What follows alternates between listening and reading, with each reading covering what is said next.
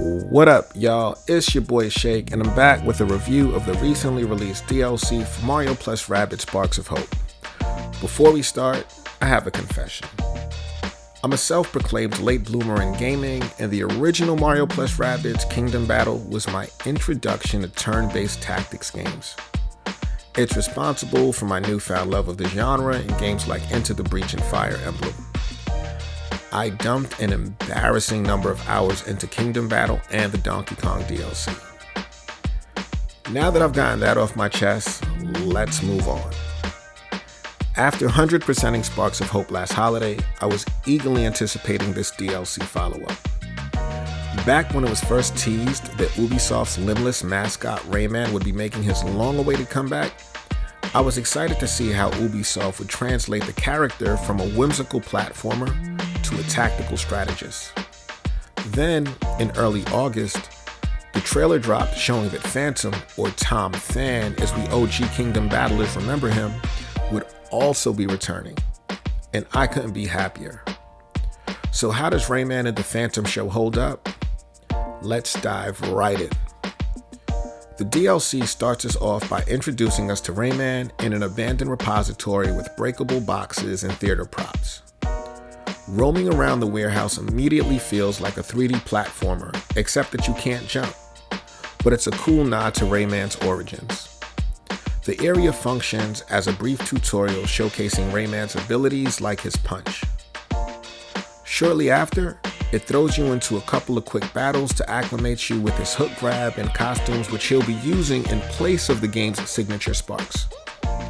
The DLC story begins when Rayman meets Rabbid Peach and Rabbid Mario, and they team up for a quick battle before our favorite operatic Rabbid, Phantom, makes his glorious entrance. From there, the story is as silly as you would expect. I won't spoil plot points, but you'll control the heroes navigating a soundstage that acts as the game's world hub. From the hub, you have access to the game's three main sections: a pirate set, a medieval set, and a western set, where you'll solve puzzles and get into battles to level up your team. From a purely story and exploration perspective, this part of the DLC package feels streamlined and in some ways linear. In Sparks of Hope story mode, your team of heroes are exploring planets, so the Phantom show feels compact and smaller by comparison. And this is true even when compared to the previous DLC, The Last Spark Hunter. It's a bit disappointing because the Donkey Kong Adventure DLC from Kingdom Battle was massive and could have legitimately been a standalone game. I was hoping for something similar in scope with the Rayman DLC specifically, but what we've got here is worthwhile. Plus, when factored in totality as part of the Season Pass alongside Tower of Doom and The Last Spark Hunter, this is a healthy second serving of turn-based tactics. When it comes to gameplay, the choice to give Rayman costumes instead of sparks definitely changes the way you strategize in battle. Even more than his expanded mobility with the hook grab that allows him to hover over areas for a few seconds. During your move, Rayman can choose between his Vortex or Rocket costume, and they both come with unique skills. Personally, I found clever ways to use the Rocket costume to clear some battles rather quickly. Another cool addition was some of the new Spark companions in the Phantom show, particularly the Selfie Spark, which allows you to spawn and control a duplicate copy of one of your heroes. Having a fourth team member on the field is clutch, so best believe I had Selfie equipped the entire expansion.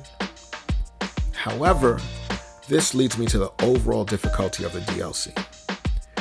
Even when playing on the demanding difficulty, I found the Phantom show to be far less challenging than the main story and The Last Spark Hunter. I'm not sure if this is because I'd often have 4 heroes, or if there was an attempt to make this DLC more accessible with the inclusion of Rayman, but it's definitely way easier to breeze through. One of the more noticeable and welcome additions to the Phantom show was the return of a scoring system. After every battle, you're awarded either a bronze, silver, or gold trophy depending on whether you clear the battle under specified turn limits or if any of your team members got KO'd. It was a feature in Kingdom Battle that was removed in Sparks of Hope, but I'm happy that it's back in the Phantom Show.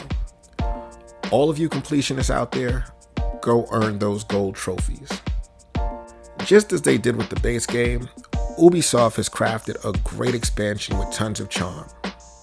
The presentation is top-notch, the writing is laugh-out-loud funny at times, and the musical numbers, oh man, the musical numbers are worth it alone for me.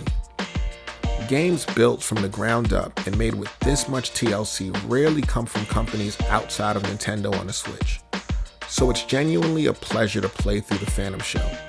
Even with its easier difficulty and shorter playtime than Donkey Kong Adventure and Kingdom Battle, the Phantom Show is worth checking out if you want more turn-based tactics in your life, or just missed having Rayman in a game. Plus, Phantom was one of the most memorable villains I'd come across in any video game for quite some time. So being able to revisit the absurdity of his character and his musical stylings was well worth the wait. Rayman and the Phantom Show may not be everything I was hoping for or as filling as the main course, but it's an enjoyable dessert served right on time. On a scale of 1 to 10, I'm giving Rayman and the Phantom Show an 8.